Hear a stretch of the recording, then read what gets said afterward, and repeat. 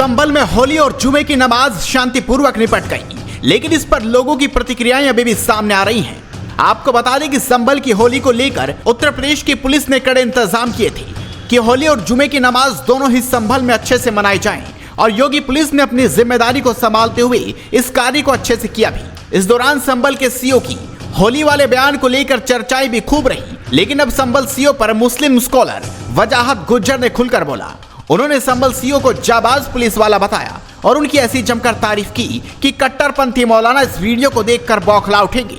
आप भी सुनिए मुस्लिम स्कॉलर वजाहत गुज्जर ने क्या कहा। अनुज चौधरी ने कोई गैर कानूनी काम नहीं किया है। अनुज चौधरी जो सरकार की प्राथमिकता है, लॉ एंड ऑर्डर को मेंटेन करना, मुसलमान हिंदू भाईचारे को आगे बढ़ाना, मुसलमान हिंदू भाईचारे को मजबूत करना, और आपने देखा कि वो सीओ कितना जाबाज सीओ है कि मस्जिद के सामने भी जब जुमे की नमाज हो रही थी उसी जाबाजी के साथ खड़ा हुआ था जिस जाबाजी के साथ होली के लिए खड़ा हुआ था। तो अगर आप ऐसे अधिकारी को जो लॉ एंड ऑर्डर को मेंटेन करने में और मैनेज करने में अपनी जान की बाजी लगाने को तैयार हो, और जिसने दंगा को नियंत्रण करने में अपने आप को खोने की परवाह न की हो, अगर ऐसे अफसर को आप धमकाने की बात कर रहे हैं तो ये समझ लो कि यूपी की आवाम समझ रही है और यूपी की पब्लिक आपको मौका ही नहीं देगी, क्योंकि यूपी का जो सपना है कि यूपी एक ऐसा शानदार और अच्छा यूपी हो जिसके अंदर कानून व्यवस्था मजबूत हो, जिसमें माफियाज ख़त्म हो, जिसमें कारोबार कर सकें, जिसमें माँ बहनें सुरक्षित रह सकें, सलामत रह सकें, तो वो यूपी तो अब का यूपी है। समाजवादी का यूपी ऐसा यूपी नहीं है, वो तो फिर एक सपना ही था। तो अब योगी जी ने यूपी को जितनी मेहनत के साथ यहाँ तक पहुँचाया, मेरा ख्याल अवाम उसको खोएगी नहीं और योगी जी उसमें आगे बढ़ते रहेंगे, और राम गोपाल जैसे लोगों के ये सपने पूरे नहीं होंगे।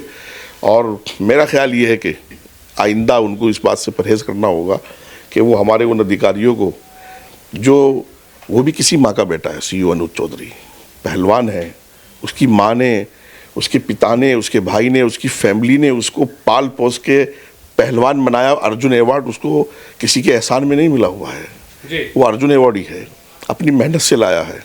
अगर आप इस तरह के अधिकारी को, जिसने देश का नाम बुलंद किया हो, जिसने प्रदेश का नाम बुलंद किया हो, और वो मेरे क्षेत्र से भी आते हैं मुजफ्फरनगर से, जिसने हमारे क्षेत्र का वेस्ट यूपी का नाम बुलंद किया हो, और उस पहलवान को, उस अर्जुन अवार्डी को, उस सम्मानित फैमिली के आदमी को आप धमकाएंगे। मैं तो कहता हूँ राम गोपाल के धमकाने से अनुज की जान को खतरा बन गया है। राम गोपाल के और समाजवादी के जो लोग हैं वो उसको अच्छी निगाह से नहीं देख रहे हैं। सरकार को सुरक्षा देनी चाहिए अनुज चौधरी के लिए।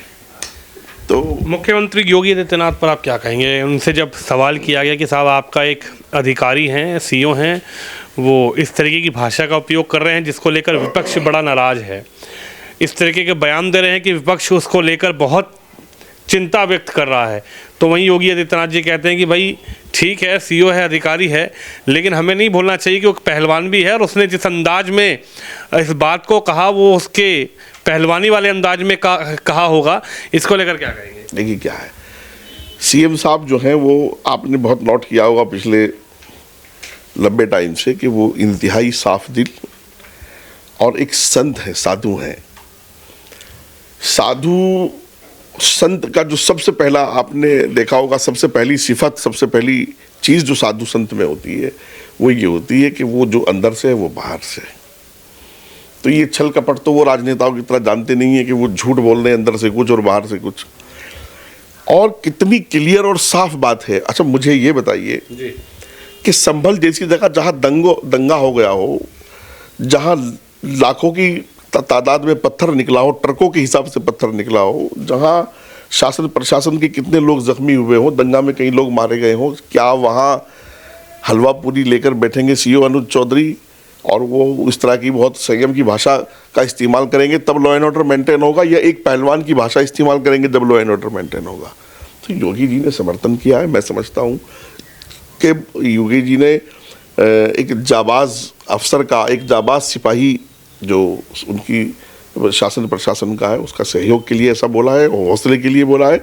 और अगर मेरे से कोई पूछेगा तो मैं भी हमेशा से उनको सैल्यूट और सलाम करता हूँ।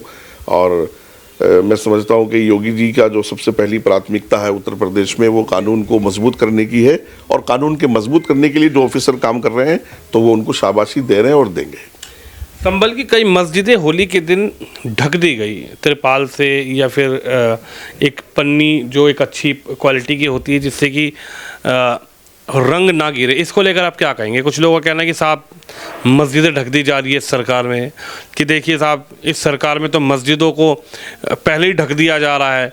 इसको लेकर आप क्या कहेंगे? देखिए, मैं आपको एक बात बहुत स्पष्ट कर दूं कि होली का रंग इतना नापाक नहीं है या होली का रंग कोई गंदा नहीं है। जिस रंग के लिए हाई कोर्ट से संभल मस्जिद में इजाजत मांगी थी कमेटी ने कि हमें रंग और पुताई करना चाहते हैं जी, वही रंग तो होली का भी रंग है। उसी दुकान से खरीदा गया है, उसी कंपनी से बन करके आया है। अगर उसकी कुछ छींटें लग भी जाती तो शायद वो ये भाईचारे की मिसाल हो जाती कि भाई मस्जिद के सामने से होली गई है और कुछ छींटें लग गई हैं, कोई बात नहीं, हम इसको ठीक कर लेंगे।